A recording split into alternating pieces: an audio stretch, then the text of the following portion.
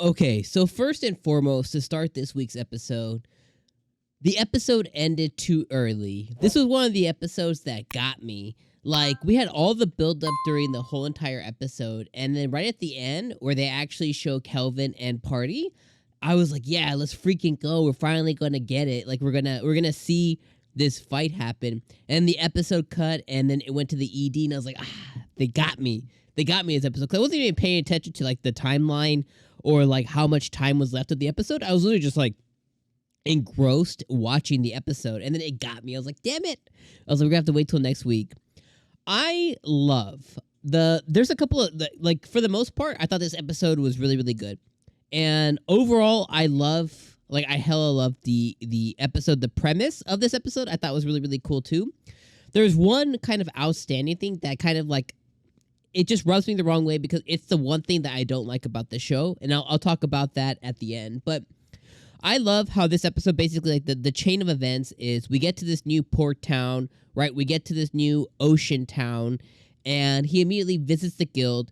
The guild master there is a prior adventuring partner, or, like, was part of the adventuring party that the guild master from the other town, who's kind of been pulling Kelvin's strings a little bit, she was part of his party before, so they have a really high, I don't want to say density, like, they have, like, a really high affinity with each other, so they communicate pretty well to each other. You know, they communicate pretty frequently, and she explained to Kelvin that, you know, this dude's been extremely high on Kelvin, and he's been really, like, you know, singing this dude's praises, and Kelvin's like, yo, it wouldn't be on me, like, he doesn't seem that way at all. But yet, we actually did know that, and we also did know that he has been, like, really, really, you know, high and mighty on our boy Kelvin.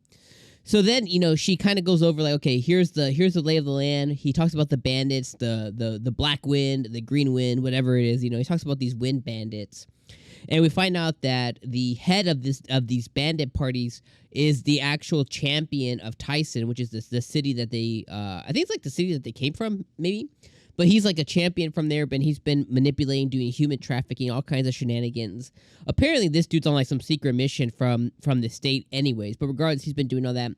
Kelvin finds out this dude's, like, level 70. Basically, he's chump change. At this point, we just got Sarah last episode, and she's already 75. So she could basically flick this dude, and he gonna die. So he's like, this is boring. It's not enough fun for me. But he senses the heroes coming, so he's like, oh, I have a plan. And he's like, you know, he starts to get that stupid smile. He's like, I have a plan. And his plan, which is hella funny, so the heroes are super predictable. They're super cookie cutter. Like, they're very, like, you know, lame people get reincarnated. They have a hero complex into the world. They're very cookie cutter heroes, and I love that. So he basically, you know, he has a plan. He's like, you know, go have the heroes handle it. So the guild has the heroes handle it. Then this dude goes, saves the people in trouble, flicks the bandits that are, you know, that are there. He, like, you know, flicks them in the head. He basically takes them out. Then he pretends to be the bandits himself. You know, he goes to save the people. You know, he has slime, you know, watch over the captives, make sure actually no harm comes to them. But then he actually pretends to be the bad guys, and the heroes come. Why? Because he's itching for a fight. So even though the heroes are, like, in their little 50s and stuff, there's 4 of them, he's hoping that the heroes can, you know, maybe, like, level up or provide him, like, entertainment or a good fight. That's how, like, demented he is when it comes to battling. Is like, he's just hoping, like, he can get, like, some good laughs and a good fight out of the heroes. The actual heroes of the world, chose by his girl Melfina. So I thought that was hilarious too. Also, I love how one of the captives, the girl that he saved, I like how the mom was like, "Yo, my daughter became a big fan of the adventurer." You know, I love that as well. But he basically made himself seem like he was the bad guys. Okay, so here's what I didn't like about the episode. So I want to get this out real quick. I don't like, so one of the main premises, the reason I didn't like episode 1 was a lot of the call outs to Kelvin and his memory loss and stuff, right? Like, he's supposed to have lost his memories. He's supposed to basically have traded his past self, his past memories, for who he is now, which is powerful. He forgets all of who he was, everything about how he was. He forgot his memories. You know what I mean? You lose your memories, right? If I lost my memories, I don't remember that I like coffee. You know what I mean? I might not even know what coffee is anymore because I traded my memories in. I don't got no more memories anymore. What coffee? I don't know what coffee is. But our boy this episode is complaining about rice. He's like, rice, that sweet aroma rice, rice. And I'm just like, how do you know about rice if you traded your memories? That's all I'm going to say. I know you guys don't like when I hone in on it, but it's a fact. It's an awful plot point. It's a big hole. Like, how are you going to have no memories but remember? That makes no sense to me at all. I'm going to leave it at that. All right. Rest of the episode, that was really good. I love how his relationship is growing with Elfie. I love how his relationship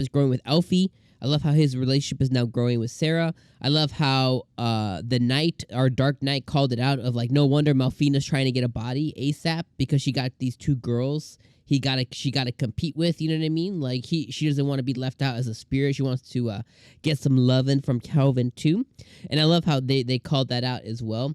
I like how Kelvin is just battle-centric, although he wants to make sure people are safe and he does the right thing, but then he wants to have fun with it too. So he could basically be the bad guy or the good guy. Because he's not the hero of the world, he's not the demon lord of the world, he just kind of be whatever and whoever he wants. So I love that he has that anonymity to just, be whoever he wants to be. And I think that is awesome. Like that's the type of like reincarnated, person that I would want to be. Is like, I don't want to be a hero. I don't want to be a demon lord. I don't want to be the bad guy or the good guy. I just want to be a guy and be able to just do whatever I want. And I love that Kelvin's able to make those decisions. So much so that he's got an elf, he's got this Dark Knight, he's got God, basically. He's got like the god of this world in his party, and he got the demon lord. Like he's just doing whatever the F he wants. He has some fun. And that's what I love about the anime. It's just a fun, good time. Let me know what you guys thought about this episode down in the comments below. I'm going to give this episode a solid 8 out of 10. Really liked it. And I thought that the build-up towards the end, obviously I wasn't fulfilled, but the build-up I thought was really excellent. And next episode, we're about to get a fight. We're about to get that, 3D CG animation that I hate, but kind of like with this specific anime. So 8 out of 10. Let me know what you guys thought in the comments, and I'll see you guys next Saturday. Deuces, my friends. Have a good weekend.